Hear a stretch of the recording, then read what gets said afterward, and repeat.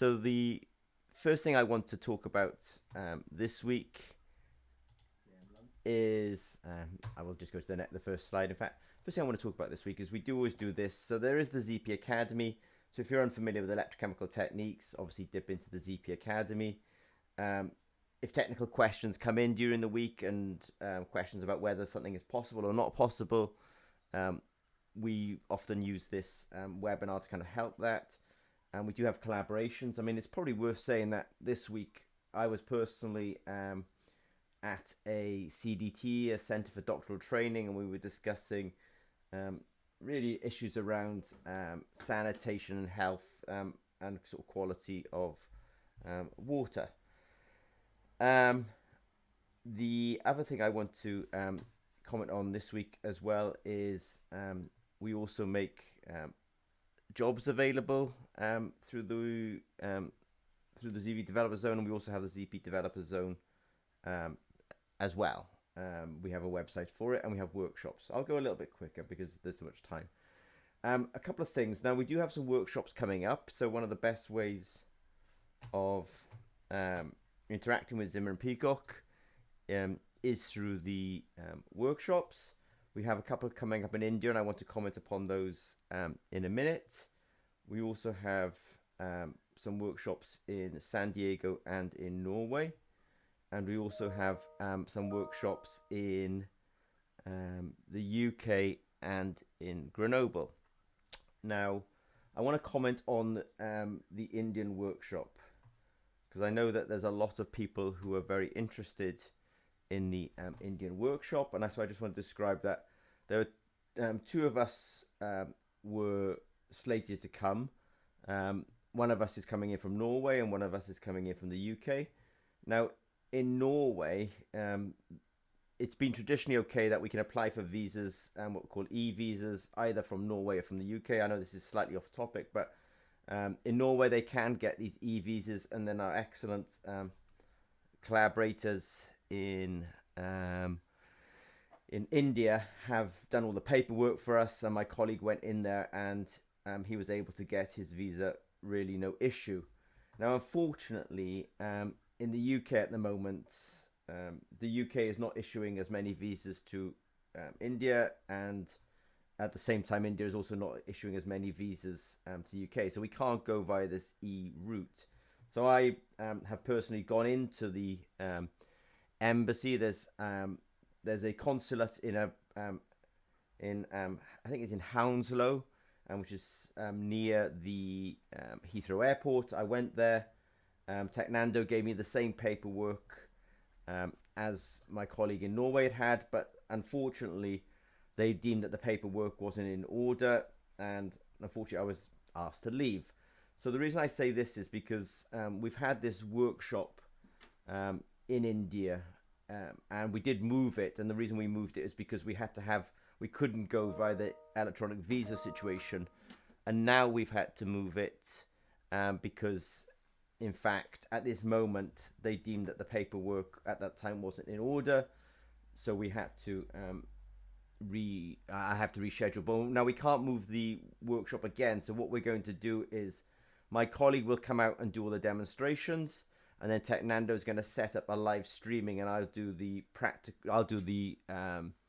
videos and answer questions online. So my apologies that, and we are going ahead with our Indian workshops. But of the two of us who are meant to come, the guy who came from Norway is able to come, and then I'm the guy from the UK, and unfortunately I'm not able to come, and it's really it's an apology from us to you.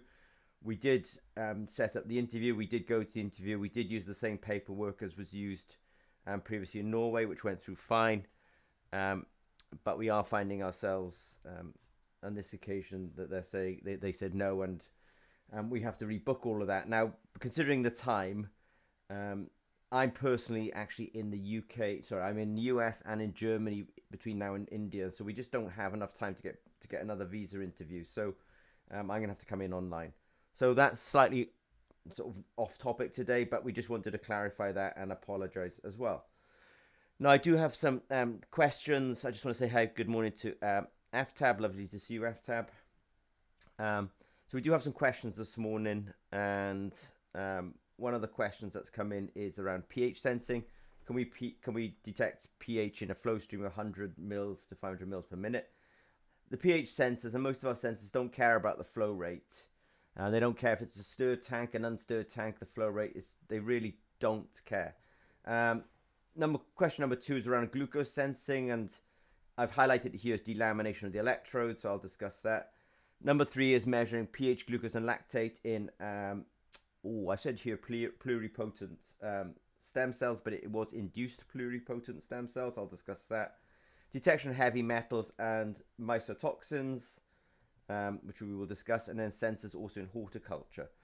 So it's 7 minutes past, and I've got a lot. I spent a lot of time explaining the visa issue, so I do want to go a little bit quicker now. So somebody's looking for a pH sensor that measures in. These are not particularly high flow rates, but 100 to 500 mils per minute. Obviously, the components you need are the pH sensors. The pH sensors have to probably be, I want to say this version, because in some ways the liquid needs to be prevented from getting into the connection points. We do have sets of electronics for these, and I put a couple of links. So I think if you're looking for the pH sensors, here's the link, and if you're looking for the electronics, essentially here's the link. I do want to address your question about bringing the sample to the sensor. It's probably worth saying that at ZP we do have a very strong electromechanical team, have a background in flow, microfluidics, but this is not microfluidics, but we do have a background in sort of flow cells and flow systems.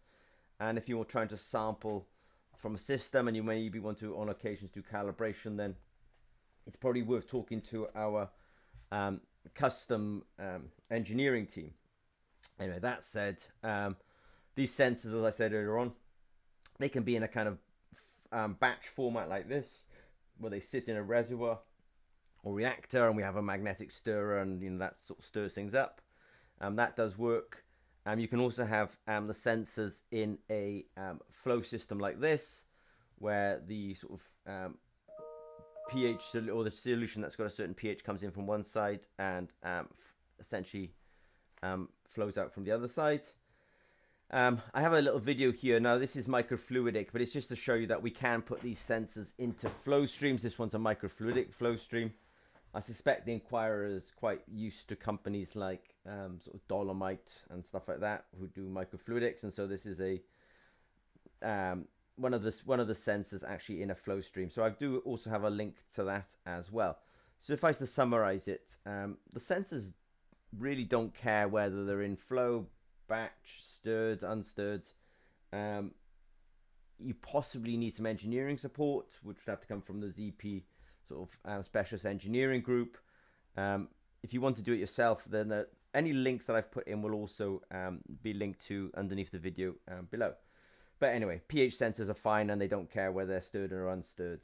If you want to get advice from ZP, then I put the contact us button here as well. And of course, we always give free advice through the YouTube channel. Next question. Oh, this is a great question. Right. This is really in regard to glucose sensors. So is the sensor reusable? Yes, the glucose sensors are reusable. I think here they're asking, by the way, I've there's a link here, and I've also put some sort of evidence of this. Look, we run these sensors continuously for things like 125 days, and they keep on operating. Now, that's not the same as using, stopping, but we do those experiments as well. Glucose sensors are really robust. So when people say, oh, I'm having problems, there's sort of three users of ZP's glucose sensors. ZP, we're big developers, big users of glucose sensors. There's clients who, we send them the glucose sensors, they get them working, they move on. And then there's clients that sometimes get stuck. So on this occasion, I think we're in the sort of the last situation. But do you need to activate these glucose sensors? No. After 2 minutes, they should have equilibrated and, essentially be ready to go. The reason I say that is because you can use them in discrete mode or CGM. And if you really want to discuss this, then contact us. Can I get them to work in unknown solutions? Yes, I'll explain that in the next slide. And this is the one that really concerns me, is when I get an image like this, and it's sort of, I say here, it's delaminated. there's a couple of things here.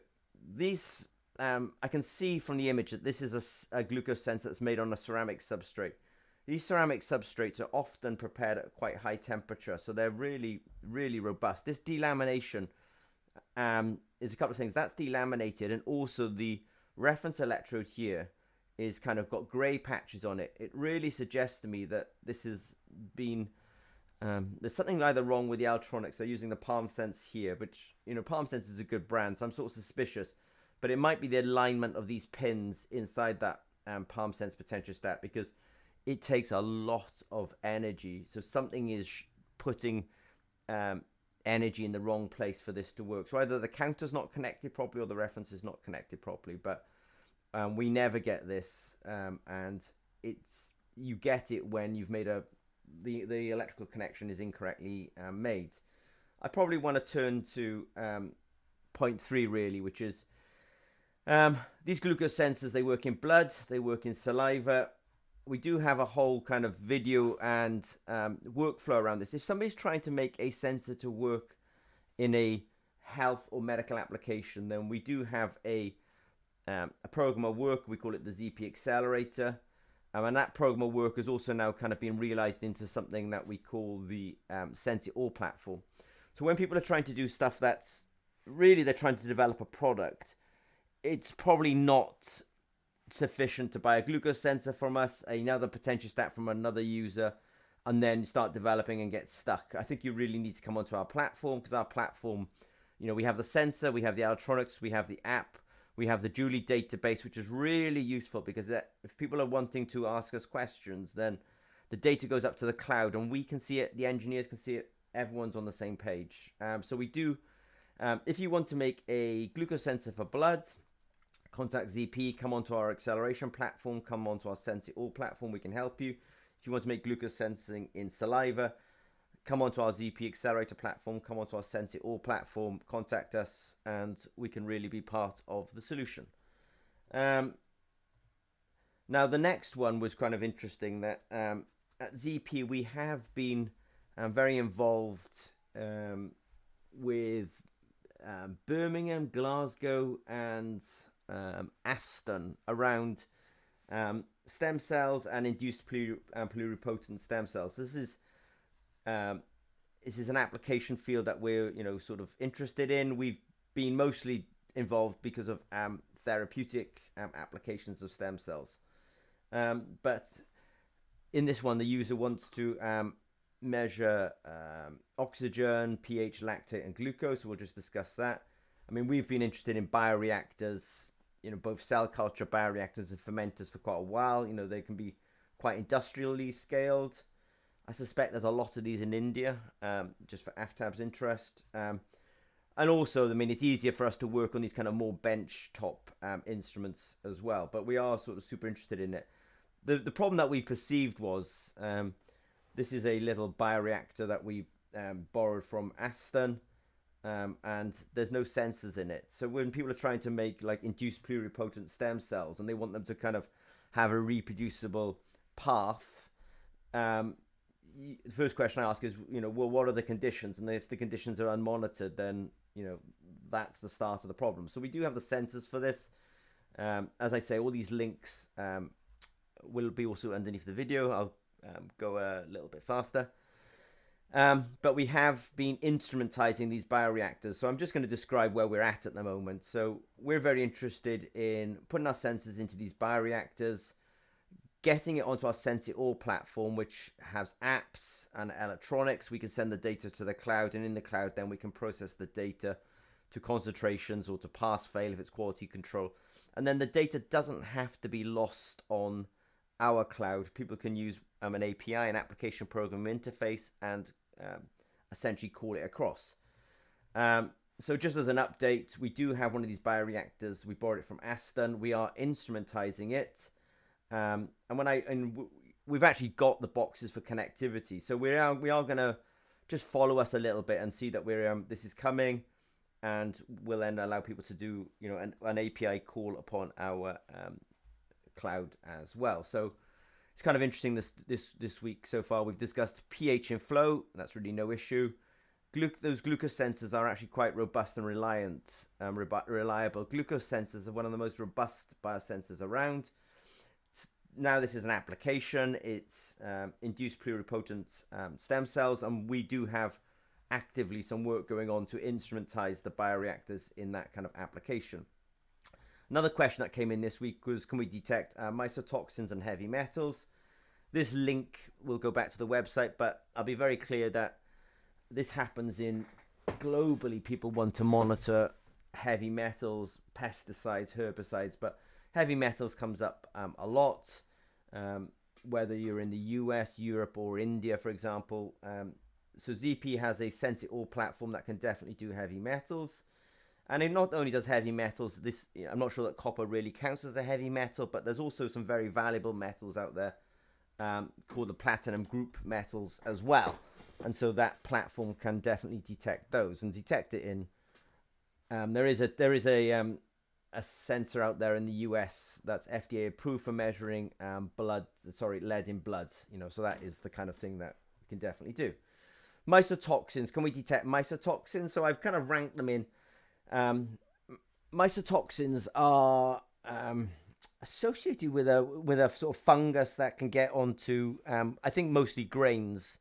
And then they give out these kind of toxins, and we got, again, the Sensit platform can detect all of these, but we've got aflatoxins, ochratoxin, also this zearalenone, I hope I pronounced that correctly.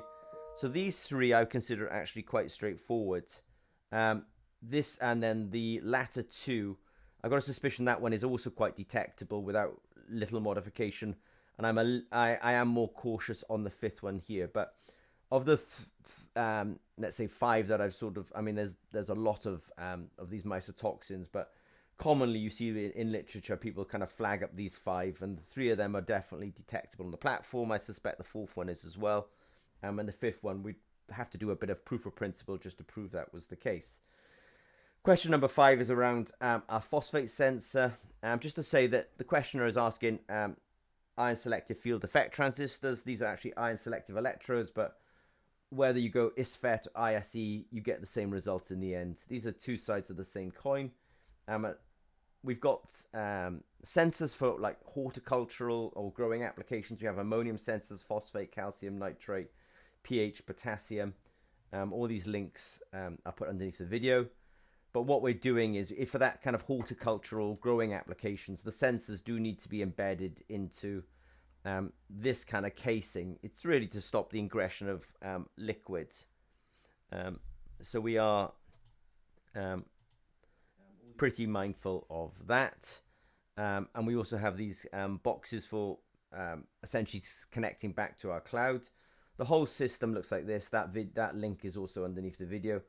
But you have sensor modules that connect to electronics. Electronics can talk to one another, and then we can talk to a base station, and we can send the data up to the cloud. So we do and then specifically on the question, they were asking whether they don't need to do calibration. It is nice to do a soil sample at the beginning, just to kind of baseline ourselves. But after that, then there's no reagents or liquids or preparation. You just put them in there and off you go. And then I think, so pH in the flow stream is no issue. You might need some engineering support, so it's to make it work in the actual application. Delamination of the electrode. That delamination is, for me, is definitely, if the reference electrode is not in proper electrical connection, or the counter electrode is not in proper, I'd actually say it was the reference electrode, because I realized if it was the counter electrode, you wouldn't get any sort of current passing, and it would have probably not done that delamination. So be careful of your electrical connections. And how to measure these in stem cells. I would follow the channel, follow us on LinkedIn, because we're definitely working on this. Heavy metals and mycotoxins, we can do it today off our Sense It All platform. And horticultural sensors, yeah, we can see that we've got, I think I listed about 5 or 6 sensors there, at least the NPK, nitrogen, phosphate, and potassium, no issue. And we do have a sort of starter kit around that. So I'm finished with really where I started, which is our apologies on the Indian workshop, it is going ahead. If I had a Norwegian passport, then I would have had the same experience as my colleague who did get his visa. Because of my UK passport, we did have a little bit of an issue at the embassy, or rather at the consulate, and so I won't be able to make it, but I will be waking up extremely early and doing all the theory and all the practical, not all the theory and all the explanations, and doing the FAQs. And then Andre, his flight's been booked, and he is coming to India, and will be doing the demonstrations. So I just want to say thank you for this week. Thank you to Aftab. If you have any questions of Zimmer Peacock, please don't hesitate to reach out to us. I'm going to finish off now, jump in a cab, and take myself to an exhibition in Birmingham called Lab Innovation. So I wish you all a good day and a good week, and I will speak to some of you on the weekend. And again, we do this webinar every Thursday, 8 a.m. London time, so please join us again next week. Okay, thanks very much.